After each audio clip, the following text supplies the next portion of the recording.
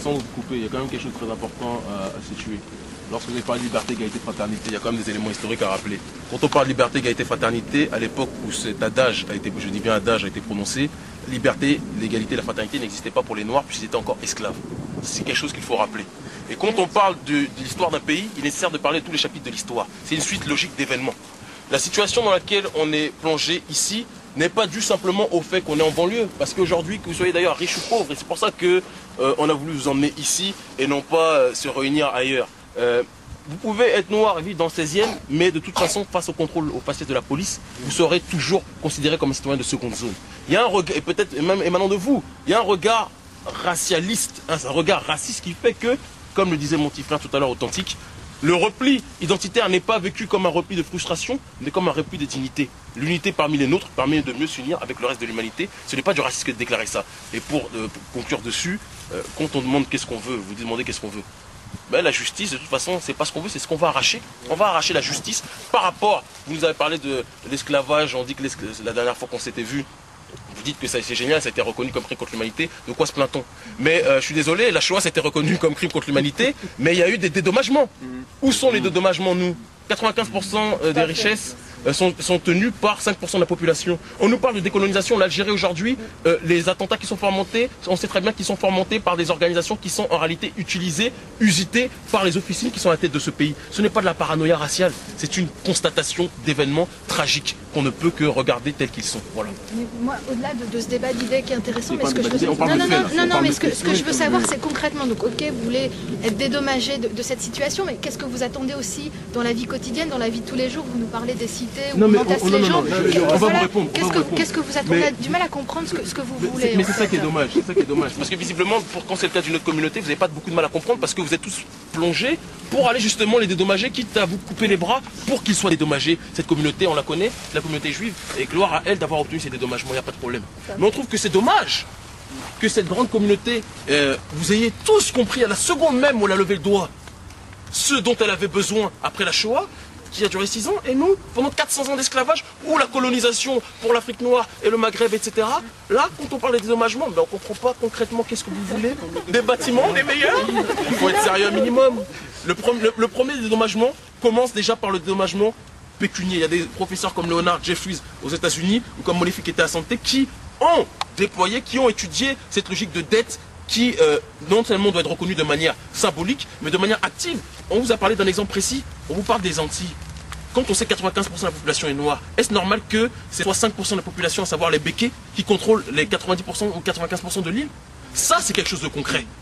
Et si vous ne voulez pas le comprendre, il faut que vous compreniez qu'il y a les enfants de ces gens-là ici qui sont en métropole et qui, eux, le comprennent. Quand on parle de concret par rapport au dédommagement, nos pays en Afrique noire, quand on sait que ce sont des vallées qui sont à la tête de ces États-là, qui sont mis et qui musellent, j'ai envie de dire, la population, dès que la population se lève, nous, en tant que diaspora, ce diaspora est un terme important et on sait historiquement ce que ça veut dire, on a cette possibilité de faire contrepoids puisqu'on sait que la politique du Sénégal, la politique de l'Algérie, la politique du Bénin, la politique du Gabon, etc., se décide ici, entre autres.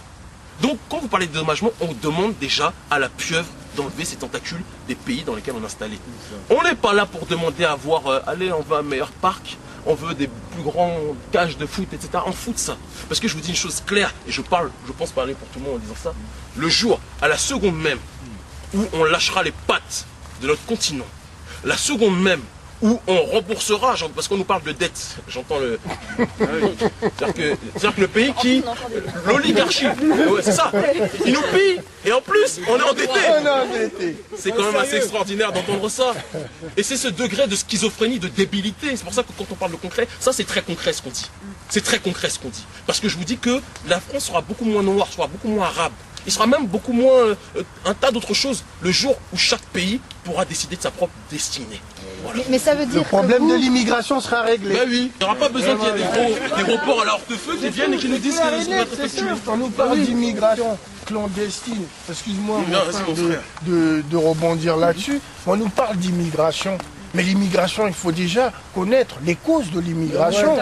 Parce que les gens qui viennent en France, ils ne viennent pas avec des belles valises et le sourire. Super, on va aller s'installer là-bas, tout est préparé. C'est faux.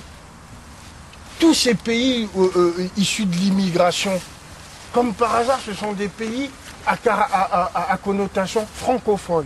Qui dit francophone anciennes colonies de l'Empire français. Et l'immigration, elle est due à quoi? Eh ben, un appauvrissement, un pillage de tous ces pays-là. Et comme on met des valets à la place de personnes dignes de représenter leur population, on met des valets, qu'est-ce qui se passe? On étrangle les populations.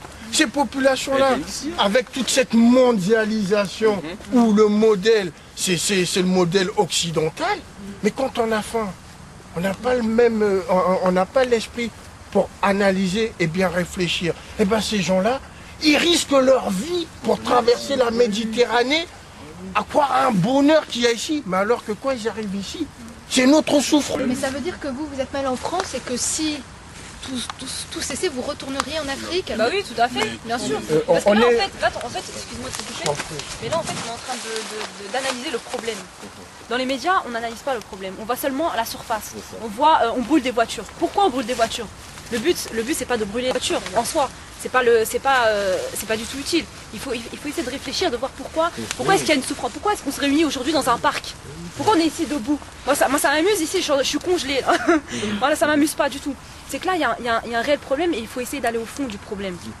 Le fond du problème, c'est ce qu'on est en train de dire, c'est la post-colonisation. Au départ, il y a eu quoi? Il y a eu l'esclavage. Ensuite, il y a eu la colonisation. Et maintenant, il y a l'immigration. L'immigration de masse, c'est des personnes qui se sacrifient, qui traversent la mer Méditerranée pour venir ici et on ne se pose pas de questions. Tout ce qu'on fait, c'est de mettre des barrières, de dire non, vous venez pas. Non, voilà, des tests ADN. Des tests ADN. Il y a tous les jours des personnes qu'on envoie dans des avions, on leur dit, allez hop, retournez chez vous. Et vous croyez qu'ils sont contents? Vous croyez qu'ils sont contents des personnes de s'arracher de leur pays, de leur famille et de venir ici mendier? Vous croyez qu'ils sont contents? Non, ils ne sont pas contents. C'est que là, on voit seulement les conséquences. Ce que je demande, moi, c'est qu'on règle le problème réellement. Pas seulement on ne voit pas seulement la surface. Aussi, j'aimerais dire aussi que par rapport à notre frère Kémy Seba, c'est qu'on arrête cette diabolisation, de dire que c'est le nazi noir, c'est un raciste, c'est un anti-blanc, c'est un anti-arabe, non pas du tout. C'est que là on s'est retrouvé sur des idées, il y a un consensus sur ce problème-là, sur cette souffrance-là. Donc maintenant, aujourd'hui, on est ici et on discute et on veut des solutions. Et on vous demande pas la charité, loin de là, on vous demande pas la charité. Personne pour vous demander la charité. Pas du tout, nous ne demandons pas la charité, nous faisons un constat. Et après le constat, il y aura une lutte et il y aura une solution, Inch'Allah. Mais donc vous disiez que vous êtes mal en France en fait. Tout à fait. Vous ne considérez pas dans votre pays? Tout à fait, ici. mais pas du tout. Moi, mais si un Chinois va au Sénégal, c'est-à-dire qu'il est sénégalais? Si, j'ai du mal à comprendre un petit peu. C'est-à-dire qu'on a tellement été loin dans l'aliénation et dans la déstructuration mentale qu'aujourd'hui, c'est surprenant qu'on vous dise qu'on n'est pas français. Mais non. Votre nationalité, c'est pas la nationalité mais écoutez, française. madame, j'étais en prison. Mon numéro de matricule, c'était 71 403. C'est pas parce que mon numéro de matricule est 71 403 que c'est mon identité en tant que telle. On est né ici, on a vécu ici, mais je dis que la France appartient, j'ai envie de dire, à ses autochtones en tant que tels. On a tous un pays. Si on est ici, c'est pas parce qu'on est amoureux de la Tour Eiffel, il faut que vous le compreniez. Elle a très bien résumé, ma soeur. Ce qui est important, c'est qu'on comprenne qu'il y a des gens qui pillent. Et là, on ne parle pas de tous les Français, entre guillemets, non. Il y a une oligarchie qui fait souffrir non seulement le prolétariat, c'est-à-dire que le Français